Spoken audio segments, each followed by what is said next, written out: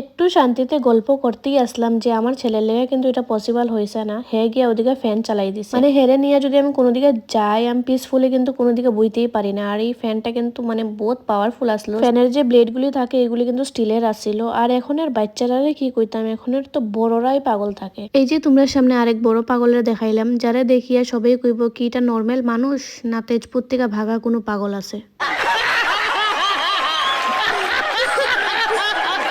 तो এরকম সময় তো এটাই কমো যে जितना हो सके ऐसे प्राणी अगर आसपास दिख जाए तो आप दूर रहे और दूरी बनाए रखे। এটা আলাদা কথা যে আমি দূরি বানায় রাখতে পারছি না। আর আমি এখানে ওয়েট করতে আসলাম রণবীর আমার ফোন করছে যে এখন হে বাইরে গেছে। হে যখনই 4টার সময় ফোন করছে যে তার মিটিং শেষ হয়েছে, তখন আমরা আর খাওয়া দাওয়া করছি না।